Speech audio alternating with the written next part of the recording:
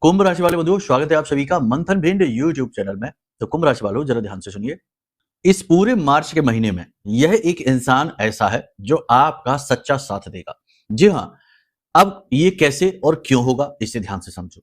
क्या होता है कि समय और काल पर जिस प्रकार से ग्रह स्थितियां बनती और बिगड़ती रहती हैं, यानी कुछ ग्रह शुभ स्थिति में होते हैं और कुछ ग्रह अशुभ स्थिति में होते हैं। तो ऐसे में जो ग्रह शुभ स्थिति में होते हैं, उन ग्रहों से जुड़े हुए लोग पॉजिटिव स्थिति में आ जाते हैं, यानी आपको सपोर्ट करने लग जाते हैं। कह सकते हैं कि उनकी ऊर्जाएं, उनके वाइब्रेशंस आपके साथ मैच होने शुरू हो जाते हैं। इसीलिए समय समय पर हम इस प्रकार का कार्यक्रम भी बनाते रहते हैं, जो कि आपको इस बात का संकेत देता है कि आप किस पर भरोसा करें और किस पर ना करें। तो इस कार्यक्रम में भी हम आपको इसी विषय पर चर्चा करने जा रहे हैं, ज्ञान देने जा रहे हैं, क्योंकि यह बहुत ही महत्वपूर्ण महीना है। इस महीने में परिवर्तन की शुरुआत होगी, कुछ बड़ा, कुछ अद्भुत आप करने जा रहे हैं। यह महीना आपके जीवन में एक मील का पत्थर साबित होने जा रहा है। कैसे होगा, क्या होगा, ध्यान से समझिए। बहुत सारे प्रश्न आपके मन में उठेंगे जब इस प्रकार की बातें आप सुनेंगे। तो पहले तो हम आपको यह बता दें कि वो कौन सा इंसान है जो आपको बहुत सपोर्ट करने वाला है, आपकी पूरी मदद करने वाला है। इस पूरे मार्च के महीने में वह आपके साथ रहेगा, बड़ी मदद बनकर वह आपके लिए उभर कर आएगा। इसके विषय में आपको हम बताएंगे। इसी के साथ साथ हम आपको बताएंगे 5 बड़ी भविष्यवाणियों के विषय में, जो आपको गाइड करेंगे कि इस मार्च के महीने में शुरुआती समय पक्ष में आपको किस प्रकार से निर्णय लेने हैं, किस प्रकार से चीजों के विषय में सोचना है, कहां से रुकना है, कहां शुरू करना है, कहां बचना है, किस से बचना है। सारी बातें आपको हम बताएंगे, ग्रहों पर आधारित चीजें बताएंगे, बेहद महत्वपूर्ण है। इन्हें जान लीजिए, ये आपके लिए रोड मैप का काम करेंगे। 70 से 80% तो एक्यूरेट रहेंगी, लेकिन हो सकता है कि कुछ चीजें एक्यूरेट ना रहें, इधर-उधर हो जाएं, तो वो किसी अन्य भाई बंधु के लिए है, आप इसे मानकर चलिए। क्योंकि एक ही राशि के बहुत लोग होते हैं, सबके अपने कर्म, प्रारब्ध, देवी देवताओं की कृपा, आशीर्वाद अलग-अलग रहते हैं, तो उनके अनुसार चीजें बदल भी सकती है, लेकिन जो ग्रह आधारित चीजें हैं वो तो एक जैसी ही लगभग होती हैं। तो इस चीज का आप ध्यान दीजिए। तो भविष्यवाणियां आपके लिए रोड मैप का काम करेंगी। इसी के साथ-साथ इस पूरे मार्च के महीने को सफल बनाने के लिए कुछ ऐसे उपाय। देखो, क्या होता है कि जब पूजा पाठ तो सभी करते हैं, आप भी कर रहे हैं। पूजा पाठ सभी लोग करते हैं, लेकिन पूजा पाठ में ही कुछ ऐसे छोटे-छोटे सूत्र, छोटे-छोटे रहस्य जो होते हैं ना, उनके बारे में लोग नहीं जानते हैं। तो जो जान जाते हैं, उन्हें उस पूजा पाठ का अद्भुत फल मिलना शुरू हो जाता है। और आप देखेंगे कि कुछ लोग ऐसे होते हैं जो मंदिर जाना शुरू करते हैं और कुछ दिन में ही उनका भाग्य परिवर्तित हो जाता है। मतलब कि पैदल मंदिर जाना शुरू कर रहे हैं और कुछ ही समय में, यानी कि कुछ महीनों में या कुछ वर्षों में ही उनकी स्थिति ऐसी हो जाती है कि वो लाखों करोड़ों में खेलने लगे हैं और सारे सुख उनके पास है और बड़ी-बड़ी गाड़ियों से घूमने लगे हैं, मंदिर भी जाने लगे हैं। तो कैसे भाग्य परिवर्तित हो गया। और कुछ लोग ऐसे हैं जो जीवन भर मंदिर जा रहे हैं, जीवन भर पूजा कर रहे हैं, जीवन भर अच्छी तरीके से रह रहे हैं, लेकिन तब भी टस से मस स्थिति नहीं हो रही है, सब कुछ ज्यों का त्यों है, उलझा हुआ, फंसा हुआ है। ऐसा क्यों होता है? सूत्रों का, यानी कि देखो, काम तो सब करते हैं, लेकिन काम करने में कुछ ना कुछ छोटे-छोटे भेद होते हैं, जिन्हें समझना बहुत आवश्यक है, बारीकियां। जैसे कि हमारे जमाने में, पुराने जमाने में कहावत कही जाती थी कि चने तो एक मजदूर भी खाता है, मजबूरी में खाता है, क्योंकि उसके पास कुछ खाने के लिए नहीं है, तो बेचारा पेट भरता है, चना उसका पेट भरने का काम करता है। और चना एक पहलवान भी खाता है, मजबूरी में नहीं खाता, ताकत के लिए खाता है। तो वह पहलवानों जैसा तगड़ा शरीर बना लेता है और उसका पहलवानी का शौक पूरा हो जाता है। और वही चना घोड़ा भी खाता है और बहुत तेज गति से दौड़ता है, हॉर्स पावर क्रिएट करता है। तो चना तो वही है, बस खाने के भाव और नियत और तरीके अलग-अलग हो गए। इसकी वजह से चना वही होने की वजह से उसने अलग-अलग गुण दिखा दिए, अलग-अलग प्रभाव दे दिए। इसी प्रकार पूजा पाठ में भी कुछ न कुछ छोटे-छोटे से त्रुटियां होती हैं, उन्हें दूर करनी चाहिए और छोटी-छोटी चीजें हैं, उन्हें शामिल करनी चाहिए। तो वही पूजा अलग तरीके से फलित होनी शुरू हो जाती है, सौभाग्य की निर्माता बन जाती है। ठीक है? तो इसके विषय में भी आपको हम बताएंगे। साथ ही साथ एक उपाय ऐसा कि जो श्री का आशीर्वाद तो दिलाएगा ही, साथ ही साथ जिन लोगों का घर नहीं बन पा रहा, देखो, हर इंसान का सपना होता है रोटी, कपड़ा और मकान। अब रोटी तो मिल जाती है आसानी से, क्योंकि अब इतनी तो सबकी ही क्षमताएं हो जाती हैं। कपड़ा भी, ये तो पुराने जमाने की कहावत हो गई कि जब बड़ी मुश्किलों में जीवन कटा करता था, खेती-बाड़ी पर आधारित रहते थे लोग, तब ये थी। लेकिन मकान आज की डेट में भी लोगों के लिए बहुत कठिन है। हर व्यक्ति के पास नहीं है और हर व्यक्ति का ये सपना है कि उसका अपना घर हो। तो ये उपाय हम आपको बता रहे हैं 6 महीने के अंदर-अंदर। अब ये ना कहना कि अरे इतना टाइम, 6 महीने का समय। नहीं, 6 महीने का समय भी कम ही समय है, लोगों का जीवन गुजर रहा है और मकान तो छोड़ो, 2 कमरों से बाहर नहीं निकल पा रहे, किराए पर रह रहे हैं। ठीक है? तो लॉजिक की बात करिए, तर्क की बात करिए, कुतर्क की बातें नहीं करेंगे हम। 6 महीने के अंदर-अंदर आपको शुभ समाचार प्राप्त हो जाएंगे, मकान बनने की शुरुआत हो जाएगी, वातावरण बन जाएगा। ठीक है। और दूसरा कि अगर आपने मकान बना रखा है और आपके ऊपर कर्जा है, प्रॉपर्टी पर कर्जा है, मकान पर कर्जा है, लोन है, चुका नहीं पा रहे हैं, बड़ी परेशानियों में समय बीत रहा है, तो वह लोन भी चुकने के रास्ते खुल जाएंगे। लोन चुकेगा कि नहीं चुकेगा तुरंत 6 महीने में, ये नहीं हम कहते। हम ये नहीं कहते कि नहीं तो आप कहें तो हमारे ऊपर तो 1 करोड़ का लोन है, मकान के ऊपर, प्रॉपर्टी के ऊपर, 6 महीने में चुका ही नहीं। नहीं, चुकने के रास्ते आपको मिल जाएंगे, फिर आसानी से चुक जाएगा। ठीक है। बात लॉजिक की ही करेंगे, कुतर्क की बातें नहीं करेंगे, तो इसलिए चीजों को गंभीरता से समझिए। अब आप कुतर्क न करने लगना, क्योंकि कार्यक्रम एक तरफा है, हम बोल रहे हैं, आप सुन रहे हैं, तो बेहतर है कि आप आराम से सुने और चीजों को समझें। जब आप हमारे सामने बैठे तो फिर आप कुतर्क करेंगे तो हम उसको भी आपको समझा देंगे, फिर ये समय लेने वाली प्रक्रिया होगी, है ना? आप समझते हैं।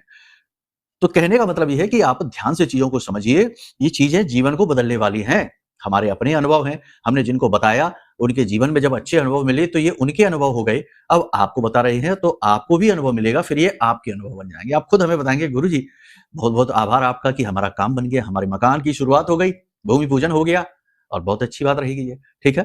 तो चलिए इन्हीं सब शुभ विचारों के साथ कार्यक्रम की शुरुआत करते हैं। महामाई के दर्शन करिए, प्रेम के साथ बोलिए, जय मां भद्रकाली कृपा करो। माई के साथ भाव और गहरा जोड़िए और साथ ही साथ ये भी लिखिए कि हे महामाई, मैं भी आपके परिवार का हिस्सा हूं, आपका बालक हूं, हम पर कृपा बनाए रखना। ठीक है। तो चलिए अब अपने मूल विषय को शुरू करते हैं। बात करते हैं भविष्यवाणियों की, ग्रहों पर आधारित, उसके साथ फिर आगे बढ़ेंगे उपाय, क्रियाओं, सावधानियां, बहुत कुछ है आपके लिए, सब कुछ ध्यान से समझिए। तो चलिए शुरू करते हैं। जय माई की। बंधुओं, ज्योतिष और तंत्र विद्या के क्षेत्र में आचार्य अमित एक जाना माना नाम है। पूज्य गुरुदेव के साधनाओं और ज्योतिष विद्या के अनुभव बेहद दिव्य है। जी हाँ, पूज्य गुरुदेव ने जिसकी भी कुंडली का विश्लेषण किया और कुंडली के अनुसार उसे सटीक उपाय व महामाई माँ बगलामुखी की विशेष कृपा दी, उसके जीवन में सकारात्मक बदलाव तो आ ही है। फिर चाहे समस्या कितनी ही कठिन क्यों ना हो, समाधान तो अवश्य हुआ है। अब ऐसे में यदि आप भी अपने जीवन की किसी बड़ी समस्या से जूझ रहे हैं, जैसे कि कर्जा बढ़ता ही जा रहा है, काम धंधा और व्यापार सब रुक चुका है, रिश्ते नातों में तनाव हद से ज्यादा बढ़ गया है, पूरा जीवन ही नकारात्मकताओं से भर गया है, तो ऐसे में यही सही समय है जब आप श्रेष्ठ गुरु से मार्गदर्शन प्राप्त करें और जीवन के अंधकार को समाप्त कर दिव्य प्रकाश की ओर कदम बढ़ाएं। वीडियो में दिए गए नंबरों पर तुरंत संपर्क करिए और अपनी कुंडली का विश्लेषण व समाधान पूज्य गुरुदेव के द्वारा करवा लीजिए। देर ना करें, आपके देवी देवताओं के आशीर्वाद से ये मौका खुद चलकर आपके पास आया है, इसे गंवाना नहीं है। अभी फोन करें और गुरुदेव से मार्गदर्शन प्राप्त करें। महामाई आपका कल्याण करें। धन्यवाद। तो जैसा कि हमने आपसे कहा कि इस समय और काल पर ग्रहों की स्थितियां ऐसी हैं जो आपके जीवन में गति लाने वाली हैं। गति आएगी, आध्यात्मिक अनुभव आपको प्राप्त होंगे, पूजा पाठ करने वाले लोगों के लिए सकारात्मक समय है, उनकी उन्नति के मार्ग खुलने शुरू हो जाएंगे। जो भी काम आपने सोच रखे हैं और वो आगे नहीं बढ़ पा रहे हैं, किसी न किसी बात से रुकावटें आई जा रही हैं, वो रुकावटें अब हटेंगी और कार्यों में और जीवन में गति आनी शुरू हो जाएगी। छोटी छोटी उपलब्धियां आपको मिलनी शुरू हो जाएगी। नौकरी कार्यस्थल पर आपके लिए वातावरण सकारात्मक बनेगा, लेकिन कुछ ना कुछ कार्य आपसे ऐसे करवाए जाएंगे जो आपको अच्छे नहीं लगेंगे। हो सकता है कि आपकी नैतिकता के वो खिलाफ हो, तो ऐसे में आपको विरोध नहीं करना है, अपोजिट नहीं जाना है, कुतर्क नहीं करना है। आप किसी के यहाँ नौकरी करते हैं तो ये आपको वहां पर दायित्व मिला है कि आप करिए। हाँ, बहुत अनैतिक ना होइए, लेकिन कुछ तो ऐसी चीजें हैं जो आपको सहनी पड़ेंगी। ठीक है। उच्च अधिकारियों के साथ विरोध ना करिए और सहकर्मियों के साथ अपने जीवन की बातें, अपनी भावनाएं शेयर ना करिए। ये सावधानी आप रखिए। यहाँ पर चंद्रमा का केतु के साथ गोचर है, बहुत अच्छा रहेगा, लेकिन थोड़ा बहुत ये नेगेटिव भी रहेगा, सुखों से दूर करेगा, रिश्ते नातों से दूर करेगा। कहीं ना कहीं किसी न किसी रिश्ते के साथ, व्यक्तिगत रिश्ते के साथ थोड़ा सा तनाव की स्थिति बन सकती है। भाई बहनों के साथ भी थोड़ा बहुत किसी बात को लेकर नोक झोंक, तनाव हो सकता है। मन में भी किसी प्रकार की कुंठा रह सकती है। जीवन की जो निराशापूर्ण स्थिति है वह आपको परेशान कर सकती है, लेकिन कहीं ना कहीं थोड़ा बहुत कॉन्फिडेंस भी आपके पास रहेगा। जो लोग विवाह योग्य हैं उनका विवाह तय हो जाएगा। जो नौकरी ढूंढ रहे हैं, रोजगार ढूंढ रहे हैं, उन्हें रोजगार प्राप्त हो जाएगा। चिंता की कोई बात नहीं है, लेकिन अपने कर्म, अपनी मेहनत से पीछे हटने की जरूरत नहीं है। कर्म करते रहना, मेहनत करते रहना। कर्म प्रधान विश्व करे राखा, जो जस करे सो तस फल चाखा।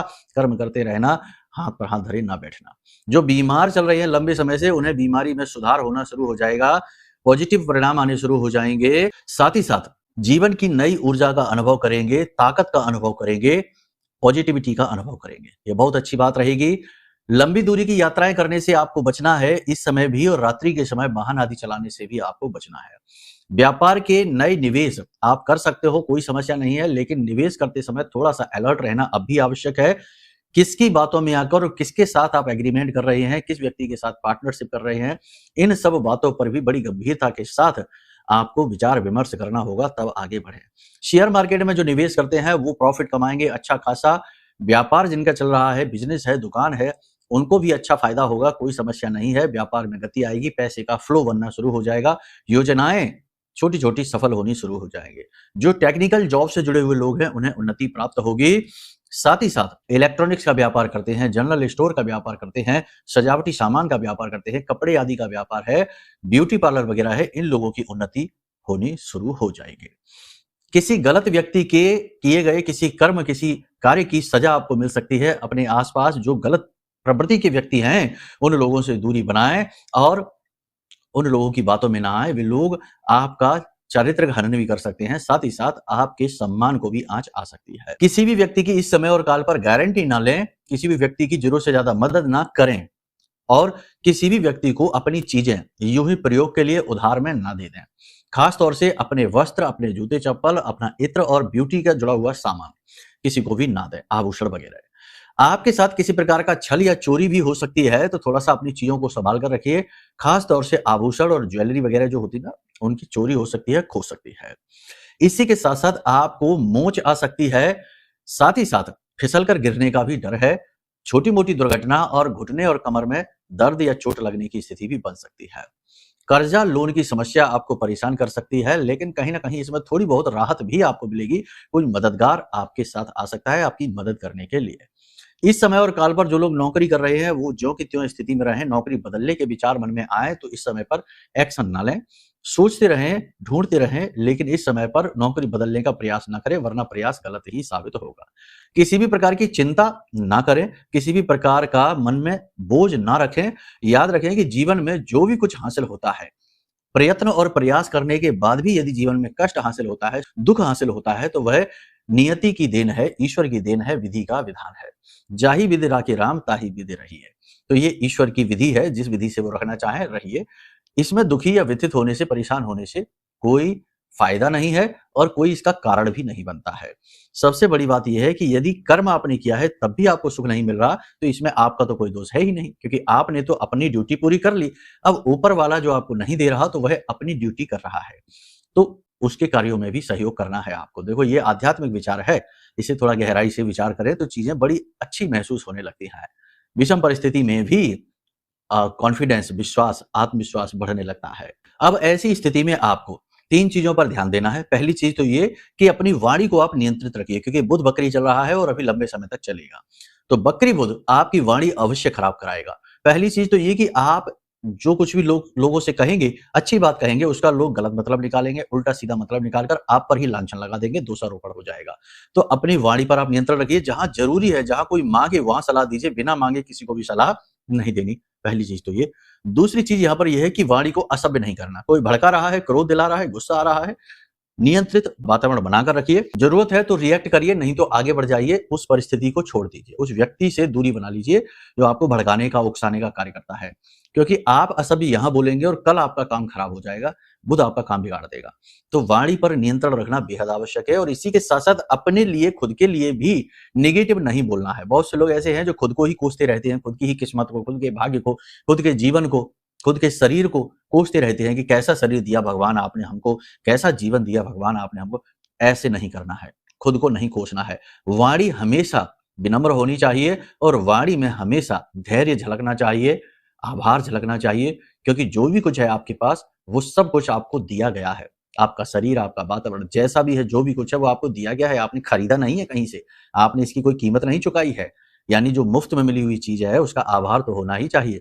हाँ, ये बात अलग है कि आज के इस भौतिकवादी युग में लालसाएं इतनी ज्यादा बढ़ जाती हैं कि हर चीज कम ही लगती है, तो इसलिए इंसान व्यथित होने लगता है, दुखी होने लगता है, तमाम तरीके की नकारात्मक बातें करने लगता है और कोसने लगता है। अंत समय में सब चीजें खुलकर सामने आ जाती हैं, तो फिर अपनी ही बातों पर इंसान को पछतावा होता है। इसलिए अंत समय पर आपने देखा लोगों के आंसू बहते हैं, वो इसीलिए है, पछतावे के आंसू होते हैं वो, क्योंकि जो कुछ भी जीवन में किया वो सब पानी में चला गया, किसी काम का ना रहा, जीवन ही बेकार हो गया। तो आभारमय जीवन हमेशा उच्च स्तरीय जीवन होता है। ठीक है। दूसरा कि अभिमान नहीं करना है किसी भी चीज का। आपके पास जो भी कुछ है उसका भूलकर भी अपमान ना करें। पद प्रतिष्ठा है उसका अभिमान ना करें। पूजा पाठ अनुष्ठान करते हैं, उपलब्धियां हैं, उसका अभिमान ना करें। पैसा है, जो भी कुछ है, सुंदरता है, उसका अभिमान ना करें। हमने पिछले कार्यक्रम में भी कहा था कि अभिमान भी 3 तरीके के होते हैं और कुछ अभिमान ऐसे हैं जो पता ही नहीं लगता कि अभिमान है और अभिमान होते हैं। जैसे कि कोई व्यक्ति पूजा पाठ बहुत करता है, मंत्रोच्चारण बहुत करता है और बड़े ही गर्व के साथ, घमंड के साथ कहता है कि अरे हम तो बहुत बड़े भक्त हैं, हम तो इतने मंत्रोच्चारण करते हैं, हमारे जैसा कौन है, हमने तो बड़ा ये किया है, वो किया है। वो व्यक्ति को क्या है? सत अभिमान है, सात्विक अभिमान है, अभिमान है उसका, सात्विक सही लेकिन है तो अभिमान ही। ऐसे ही कोई व्यक्ति अपनी चीजों का, अपनी भौतिक सुख सुविधाओं का दिखावा करता है तो उसके पास राजसिक अभिमान है। और कोई व्यक्ति अपनी शक्ति का प्रदर्शन करता है, उस पर अभिमान करता है, दूसरों को कुचलने में, रौंदने में विश्वास रखता है, तो वो तामसिक अभिमान है। तो अभिमान कभी-कभी ऐसे होते हैं जो दिखते ही नहीं हैं और होते हैं और फिर उनकी वजह से हमारे जीवन में कष्ट आता है, दोष उत्पन्न हो जाता है। तो इसलिए खुद की खामियों को जानना भी हमारा दायित्व है और जानना है, और ये सबसे कठिन काम है, ठीक है ना? इसलिए तो कहा गया कि बुरा जो देखन मैं चला, बुरा ना मिलिया कोई, जो मन देखा अपना तो मुझसे बुरा ना कोई। तो जब आप खुद की कमियों को देखना शुरू करेंगे, तो आपको पता लगेगा कि आपके अंदर तो बहुत सारी खामियां हैं। हम ये नहीं कह रहे कि आपके अंदर खामियां हैं तो अब आप क्या करें? आप उन खामियों को चुन-चुन कर बाहर निकालिए। जब हमें पता चलता है कि यहाँ प्रॉब्लम है, तो उस प्रॉब्लम को दूर करने के तरीके भी हम खोज लेते हैं और आप इस तरह से निर्मल, शुद्ध, पवित्र हो जाते हैं। यही तरीके हैं। गुरु तो आपको यही बताएंगे, ठीक है? तो सारी बात यहाँ तक आपने समझ ली है। अब ध्यान से सुनो। 3 चीज़ों का ख्याल रखिए, ये बेहद महत्वपूर्ण है। पहली चीज़ तो ये कि वाणी पर नियंत्रण रखिए, फिर से कहते हैं हम आपको, क्योंकि यहीं से दोष उत्पन्न होंगे, यहीं से चीज़ें खराब होनी शुरू हो जाएँगी। दूसरा कि अपने पैसे को सँभाल कर रखिए, बचा कर रखिए, किसी भी नए व्यक्ति पर, अनजान व्यक्ति पर तुरंत भरोसा करके और किसी काम की शुरुआत ना कर लीजिए, ठीक है ना? तीसरी चीज़ ये है कि अपनी स्वास्थ्य सेहत का तो रखिए ही ख्याल, अपने व्यवहार का भी ख्याल रखिए। आपका व्यवहार दुर्व्यवहार ना हो, आपका व्यवहार अनियंत्रित व्यवहार ना हो जाए, आपका व्यवहार भावावेश में आया हुआ व्यवहार ना हो जाए कि भावनाओं में बहकर कुछ कर डाला, अब उसकी कीमत चुका रहे हैं और इंसान अपना काम निकाल के आगे बढ़ गया और आप खड़े हैं और कीमत चुका रहे हैं। ऐसा ना करें, ठीक है? घर मकान यदि बनवाना चाहते हैं या किसी भी प्रकार की प्रॉपर्टी की खरीद-बिक्री का व्यवसाय है, तो वहाँ पे आपको लाभ मिलेंगे, उन्नति मिलेगी। बस लंबे-चौड़े इन्वेस्टमेंट सोच समझ कर करें, ठीक है? सारी स्थिति यहाँ पर हमने आपको स्पष्ट तौर पर बता दी है। दाम्पत्य जीवन की बात यदि करें तो वहाँ पर सब कुछ ठीक रहेगा, लेकिन जीवन साथी की सेहत को लेकर थोड़ा-सा आप चिंतित रहेंगे। हालाँकि सेहत बहुत खराब नहीं, लेकिन तब भी आप थोड़े-से चिंतित महसूस करेंगे। प्रेम तत्व की आपस में कमी भी आप महसूस करेंगे। प्रेमियों की बात करें तो वहाँ पर भी थोड़ा तनाव की स्थिति रह सकती है। किसी बात को लेकर खींच रहेगी, किसी बात को लेकर खींचतान से रहेगी, वह बात नहीं रहेगी जो होनी चाहिए। यानी कि प्रेम का भाव की कमी महसूस करेंगे। किसी प्रकार के तीर्थ स्थल पर आप जा सकते हैं, धार्मिक स्थल पर जा सकते हैं, भगवान के भजन सुनकर अपने मन को शुद्ध करने का प्रयास कर सकते हैं, संतों की वाणी सुन सकते हैं, जिससे आपको बड़ा शांति सुकून महसूस होगा। योग प्राणायाम भी आप करेंगे, ध्यान भी करेंगे, मेडिटेशन भी करेंगे और इससे भी आपको बड़ी सुख शांति का अनुभव होगा। कहने का मतलब यह है कि ये समय और काल अच्छा है, इस समय और काल पर आपको उन्नति प्राप्त होगी, बशर्ते कि नियंत्रण इसकी चाबी है, ठीक है? अब बात करते हैं उस व्यक्ति की। लेकिन एक चीज़ ध्यान से सुनो कि जो भी बातें हम आपको यहाँ बता रहे हैं, वे बातें आपके ग्रह गोचरों पर आधारित हैं। अब ऐसे में यदि आपकी जन्म पत्री में कोई पाप ग्रह योग बना बैठा है, तो हो सकता है कि आपके जीवन की स्थिति एकदम उलट हो। लाभ तो बिल्कुल भी ना हो, नुकसान ही नुकसान होता जा रहा है। ये लंबे समय से आप किसी प्रकार की परेशानी से जूझ रहे हैं और छुटकारा मिल ही नहीं रहा है, प्रयास निष्फल होते जा रहे हैं। या किसी ने धोखा दे दिया या कुछ और गलत हो गया आपके साथ। तो ये सारी चीजें तब होती हैं जब कुंडली में पाप ग्रह योग होते हैं। तो सरल उपाय है कि कुंडली का आकलन करा लो। कुंडली के सारे दोष पता लग जाएंगे और उसके सारे उपाय आपको हम दे देंगे। साथ ही साथ कुछ कुंडली में ऐसे शुभ ग्रह योग होते हैं जो सुप्त अवस्था में रहते हैं, वो कभी जीवन भर जागृत ही नहीं होते, तो उन्हें जागृत करने के उपाय भी आपको हम बता देंगे। साथ ही साथ आपको अपनी स्वयं की सुरक्षा के लिए ब्रह्मास्त्र विद्या मां बगलामुखी का यह महारक्षा कवच भी अवश्य मंगाना चाहिए। यह महाशक्तिशाली बालगा कवच है जो महाविद्या के, ब्रह्मास्त्र विद्या के सबसे शक्तिशाली मंत्र से जागृत है, अभिमंत्रित है। हमारी देवी, आराध्य देवी मां बगलामुखी के सिद्ध मंत्र से जागृत है। तो इस महारक्षा कवच में इतनी शक्ति है कि यह तुरंत आपके जीवन में चमत्कारी परिणाम ला सकता है। बहुत सारे लोगों के जीवन में बड़े ही अद्भुत अनुभव हुए हैं। बहुत लोगों के जीवन में शुभ अनुभव हुए हैं। जिनके विवाह नहीं हो रहे थे, उनके विवाह हो गए। जिनके विवाह टूटने के कगार पर थे, उनके विवाह फिर से जुड़ गए। पति पत्नी जो कि एक दूसरे की शकल भी नहीं देखना चाहते थे, वो प्रेम के साथ रहना शुरू कर दिए। मतलब जहां नकारात्मकता की वजह से जीवन दूषित हो गया था, वहां नकारात्मकता हट गई और जीवन सकारात्मक हो गया। क्योंकि ये तो देवी की कृपा है, देवी का आशीर्वाद है। और ये कोई ऐसा नहीं है कि कुछ दिन तक काम किया, ये तो जीवन भर की सुरक्षा है। तो इसे आप जरूर मंगाइए, ये आपके लिए निर्मित किया गया है। ठीक है, तो चलिए यहां तक सारी बात आपने समझी। अब बात करते हैं उस व्यक्ति की। तो देखो, आपके आसपास कोई व्यक्ति ऐसा है जिसकी राशि तुला है या जिसकी राशि वृषभ है। 2 मार्च से लेकर पूरे मार्च के महीने वह व्यक्ति आपका साथ देगा, आपकी रक्षा करेगा और आपका काम बनने में सपोर्ट करेगा। ठीक है, तो आप इस चीज को देख लीजिए, क्योंकि ये राशि के व्यक्ति आपके साथ अलाइन कर रहे हैं और आपके जीवन में बड़े ही शुभ लाभ देने वाले हैं। ठीक है, तो यहां तक सारी बात आपने समझ ली है। अब इन बातों को जीवन में उतारिए। बात करते हैं अब उपाय की। वह उपाय जो आपको घर मकान बना कर देगा 6 महीने के अंदर अंदर। इसे भी जान लो और करना शुरू करो। 6 महीने के बाद बात करेंगे मकान बना के नहीं बना। ठीक है, तो इस उपाय के लिए आपको क्या करना है, शनिवार के दिन से इस उपाय को आप प्रारंभ करेंगे। इस उपाय को प्रारंभ करने के लिए आपको कुछ चीजों की आवश्यकता, एक लोहे का दीपक की आवश्यकता है। ठीक है, मकान शनि ही बनाकर देता है, याद रखना। तो लोहे के दीपक की आवश्यकता है, समी का पौधे की आवश्यकता है। समी का पौधा अपने घर में ही आप लगा लीजिए, बालकनी में लगा लीजिए। तो शमी के पौधे की आवश्यकता है, तो शमी के पौधे के नीचे लोहे का दीपक सरसों के तेल से जलाइए। चौमुखी दीपक होना चाहिए, यानी उसमें 4 बातियां होनी चाहिए।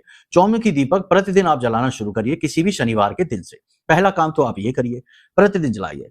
दूसरा काम आप ये करिए कि आपके पुरखे पूर्वजों की जो जमीन है, जैसे खेत है, मकान है, खलियान है, कुछ भी है, वहां से थोड़ी सी मिट्टी आप लीजिए और उस मिट्टी को जिस मंदिर में आप रोज जाते हो, जहां आपकी आस्था लगी हो, विश्वास लगा हो, उस मंदिर में जो हवन वेदी है, उस हवन वेदी में उस मिट्टी का लेपन कर दीजिए गुप्त रूप से, चुपचाप।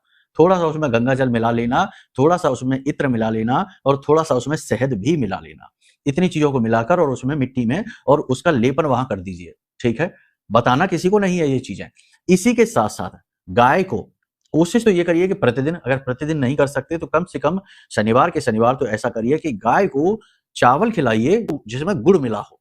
ठीक है ना, चावल उबालते समय उसमें गुड़ डाल दीजिए, ऐसे चावल गाय को खिलाना शुरू करिए। इसी के साथ साथ अपने पुरखे पूर्वजों की ही जमीन से थोड़ी सी मिट्टी लीजिए और उसमें एक मकान का मॉडल बना लीजिए, रूप बना लीजिए मकान का, ऐसा ही छोटा सा, जैसे खिलौना होता है बच्चे बनाते हैं, ऐसा एक खिलौना जैसा बना लीजिए और उस खिलौने को आप गाय के गोबर से लेपन कर दीजिए। ठीक है ना, खिलौना मिट्टी के बनाया, उसके ऊपर गाय के गोबर से लेपन कर दिया और उसके बाद सुखाने के बाद उसे अपने पूजा घर में आप रख लीजिए और प्रतिदिन उस मकान में, बने हुए मकान में आप एक छोटा सा सरसों के तेल का दीपक जलाना शुरू कर दीजिए। इन क्रियाओं को आपने यदि करना शुरू कर दिया, कोई मंत्रोच्चारण नहीं है, कुछ भी नहीं है, बस ये छोटे छोटे से कर्म हैं, इन्हें गुप्त रूप से करना शुरू कर दीजिए। इन क्रियाओं को यदि आपने करना शुरू कर दिया तो आप देखेंगे कि कैसे ऊर्जाएं एकदम से परिवर्तित होनी शुरू हो जाएंगी, चीजें अनुकूल होनी शुरू हो जाएंगी, अपने आप वातावरण निर्मित होने शुरू हो जाएंगे और मकान बन जाएगा। ठीक है, अब इसमें भी पेच है। देखो, हर बात में कुछ ना कुछ भेद होता है, पेच होता है। यदि आपकी जन्म पत्री में शनि खराब होकर बैठा है तो आपको 48 वर्ष की उम्र से पहले वो मकान बनाकर देगा ही नहीं। और अगर आपने जबरदस्ती बना लिया तो पिता के लिए बहुत खतरा है, पिता का स्वास्थ्य सेहत बुरी तरीके से खराब हो जाएगा, पिता का सुख नहीं मिलेगा। दूसरा, आपकी स्वास्थ्य सेहत खराब हो जाएगा, आपका बुढ़ापा बिगाड़ देगा। तीसरा, आपको अचानक से लॉसेस दे देगा, धन का नुकसान बहुत बड़ा दे देगा और भी बहुत सारी समस्याएं दे देगा, क्योंकि शनि उस समय पर बहुत क्रोधित हो जाता है।